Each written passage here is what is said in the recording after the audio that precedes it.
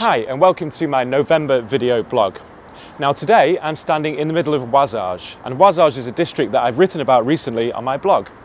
Łazarz is one of those up and coming areas. There's a little bit of kind of gentrification going on, and what it's very well known for is its architecture.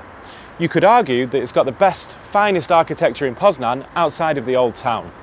And where I'm standing now, you can see some of this fine architecture right behind me. You've got Woodrow Wilson Park over here, but if you look over here, there's a beautiful row of tenements, very similar to a lot of the styles you can see around the city. Specifically, I'm now standing on the balcony, however, of the most beautiful building in the most beautiful suburb of Poznan. This is the Paul Uecker Villa. The Paul Uecker Villa, I hear you ask, what the hell is that? Well, this is a very famous building in Poznan with a fascinating history. Now, first of all, this building was owned and built in the beginning of the 20th century and was owned by a famous producer of vodkas and liqueurs and this kind of thing. But because the building was so fine and it was very desirable to lots and lots of people around the city, it was later on made into the French consulate.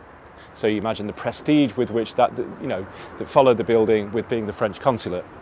It's actually a pretty unusual style. It's built in the style of a villa as opposed to most of the buildings around, which are classical tenements. And perhaps this is why the French consulate wanted to use this building for their own purposes.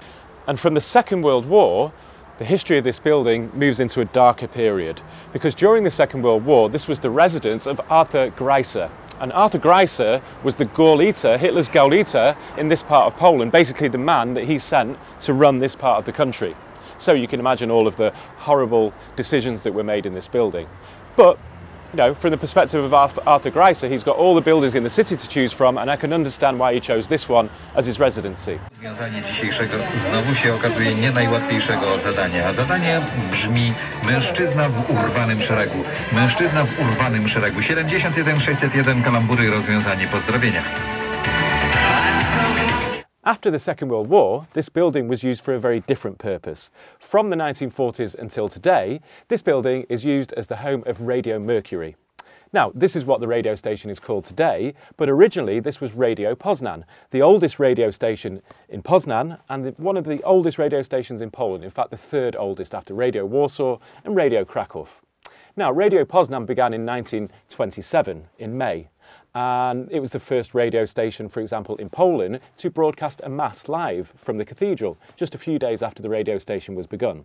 It was also the first radio station to broadcast a football match live in 1929, and this was a match between Warta Poznan and PSV Eindhoven. After the Second World War, as I said, the radio station moved into this building, and this is where it still is today, and you'll recognise Radio Merkury as one of the main radio stations in the city. From the 1990s, it kind of looks very much like one of the commercial radio stations, but the important thing is it's still public, and it has a whole network of smaller radio stations around Wielkopolska, and I have to say, I think it's the best radio station in the city, in the most beautiful building.